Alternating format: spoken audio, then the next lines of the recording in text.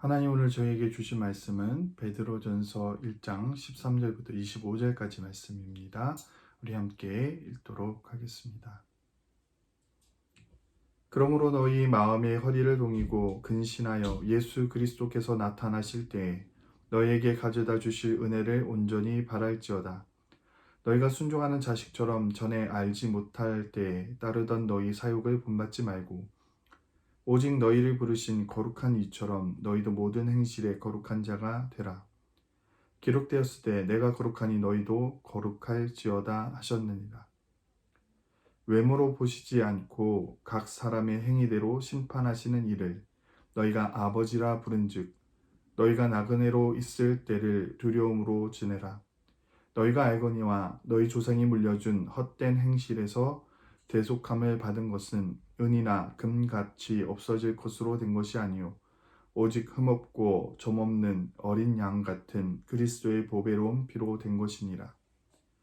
그는 창세 전부터 미리 알린 바 되시니나 이 말세에 너희를 위하여 나타나신 바 되었으니 너희는 그를 죽은 자 가운데서 살리시고 영광을 주신 하나님을 그리스도로 말미암아 믿는 자니 너희 믿음과 소망이 하나님께 있게 하셨느니라. 너희가 진리를 순종함으로 너희 영혼을 깨끗하게 하여 거짓이 없이 형제를 사랑하기에 이르렀으니 마음으로 뜨겁게 서로 사랑하라. 너희가 거듭난 것으로 썩어질 씨로 된 것이 아니요 썩지 아니할 씨로 된 것이니 살아있고 항상 있는 하나님의 말씀으로 되었느니라. 그러므로 모든 육체는 풀과 같고 그 모든 영광은 풀의 꽃과 같으니 풀은 마르고 꽃은 떨어지되 오직 주의 말씀은 세세토록 있도다 하였으니 너희에게 전한 복음이 곧 이 말씀이니라. 아멘.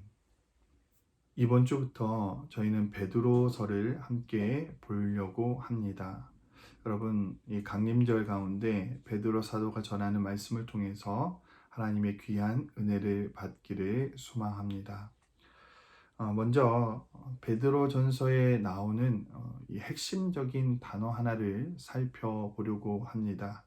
베드로 사도가 가지고 있는 독특한 시선인 이 나그네라는 단어입니다. 베드로 사도는 베드로 전후서를 통해서 우리 그리스도인들을 나그네라 그렇게 말씀하고 있습니다.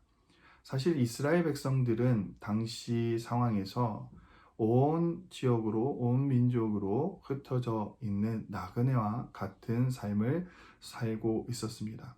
그러나 베드로 사도가 이야기하고 있는 대상은 유대 민족이 아닌 그리스도인들을 나그네로 그렇게 지칭하고 있는 것입니다.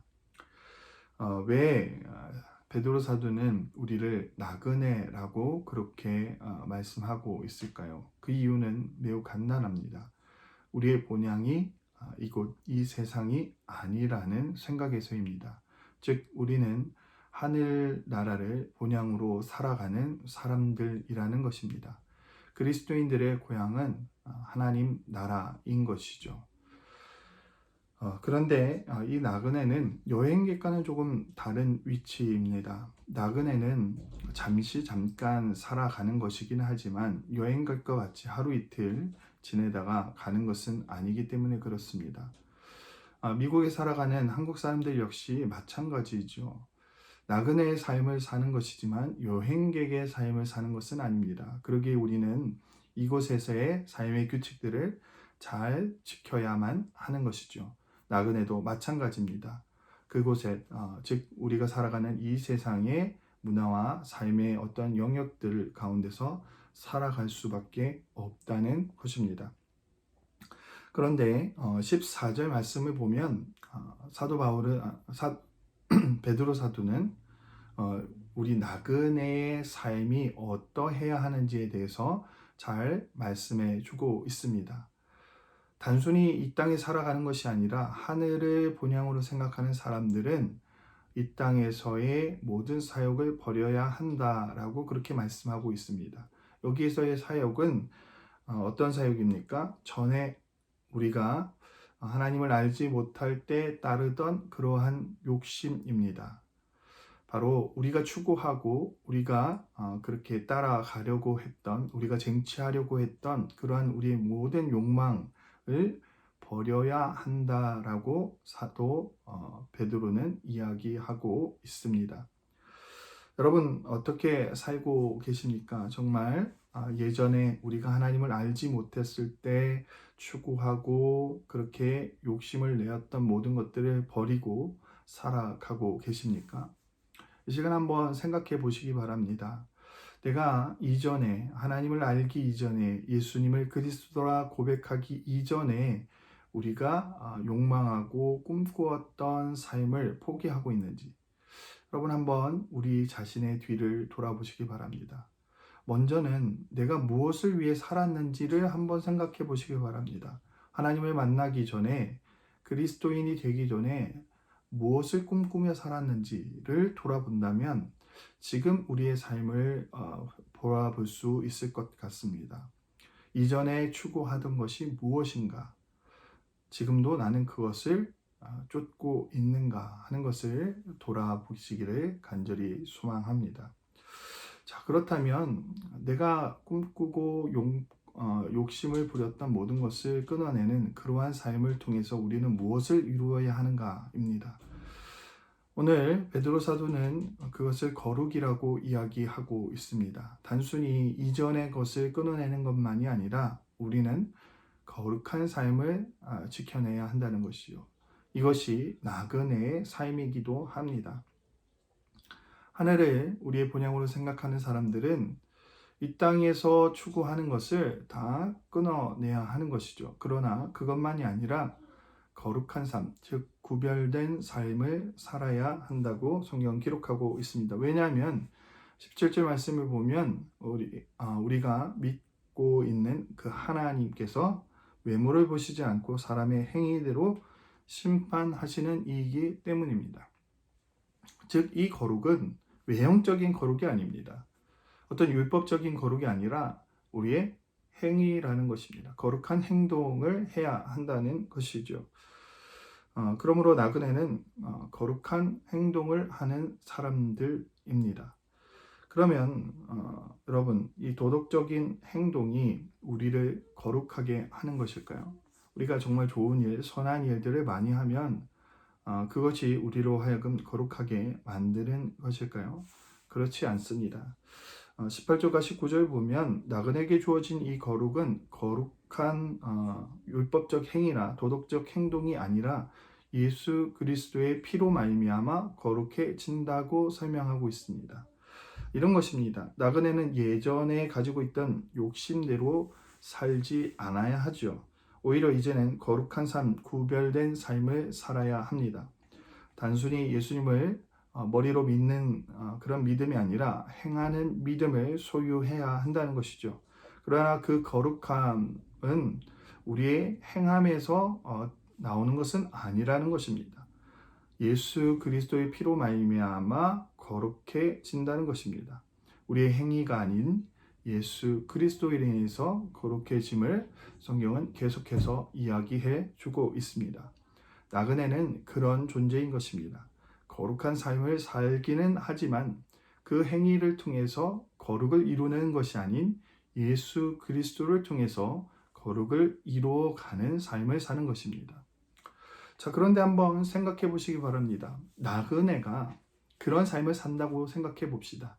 정말 내 삶에서 추구하던 모든 것을 다 내려놓고 거룩한 삶을, 거룩한 행위를 하는 그러한 행동을 하며 살아가는 것, 그것이 결코 쉬운 일은 아닐 것입니다. 초대교회를 한번 떠올려 보면 상황이 잘 이해될 것 같습니다. 초대교회 성도들 역시 그러한 삶을 살았습니다. 자신이 이전까지 추구하던 모든 것을 내려놓고 하나님이 말씀하신 거룩한 그러한 행위를 통해서 진보를 이루어가는 사람들이었죠. 그런데 그들의 삶은 정말 녹록지 않았습니다. 고난과 핍박 가운데 있었습니다. 고난과 핍박 가운데 있으면서도 자신의 욕구를 내려놓고 거룩한 행동, 도덕적인 행동, 선한 행동, 착한 행동들을 하며 살았던 그러한 삶이 결코 쉽지 않았던 것이죠. 그러면 우리는 어떻게 해야지 정말 그러한 삶을 유지할 수 있을까요? 잠시 잠깐 그렇게 사는 것은 할 수 있습니다. 누구든지 할 수 있습니다. 잠시 잠깐 내 욕구를 내려놓고 그리고 선한 행동을 하며 사는 것. 그러나 우리의 삶이 지속되는 그 순간순간마다 우리는 이러한 삶을 살아야 합니다. 베드로 사도는 이 부분에 대해서 이렇게 말씀하고 있습니다. 서로 뜨겁게 사랑하라고 말입니다. 서로 뜨겁게 사랑할 때 그리스도인들은 이러한 삶을 유지할 수 있는 것입니다. 내 힘으로 내 생각대로 사는 것은 참 쉽습니다. 내 이기심을 가지고 내 욕심을 가지고 살아가는 것은 너무나 쉽습니다. 타인을 돕지 않고 나만을 위해서 살아가는 것 너무나 쉽습니다. 하지만 정말 내 것을 다 내려놓고 선한 일들을 도모하는 일은 쉽지 않습니다. 그럴 때 서로 사랑하라는 이 말씀이 우리에게 큰 도움이 되는 것입니다. 여기서 이야기하는 형제는 바로 같은 그리스도인들을 이야기하는 것입니다. 그런 것입니다. 성도 여러분, 우리가 그리스도인으로 살아가는 것 참 쉽지 않습니다. 이 땅에서 우리의 어떤 욕심들을 다 내려놓고 선한 행동을 하며 살아가는 것 쉽지 않은데 우리가 서로 사랑할 때 그것이 가능하다는 것입니다. 지치고 힘들어서 넘어져 있을 때 여러분 우리 주변에 있는 같은 성도님들이 잡아주고 안아주고 그렇게 뜨겁게 사랑할 때 우리는 버텨낼 수 있는 것이지요. 성경은 이것에 대해서 말씀하고 있는 것입니다. 여러분 오늘 여러분 기도하시면서 우리 같은 성도님들을 어떻게 하면 뜨겁게 사랑할 수 있을까? 우리 만나의 모든 교우들을 어떻게 하면 뜨겁게 사랑할 수 있을까를 여러분 함께 고민해 보시기 바랍니다. 기도하는 가운데 성령께서 여러분에게 아마 귀한 음성들을 들려주실 것이라고 생각합니다. 이 코로나의 시대 정말 많은 사람들이 힘들게 살아가고 있습니다.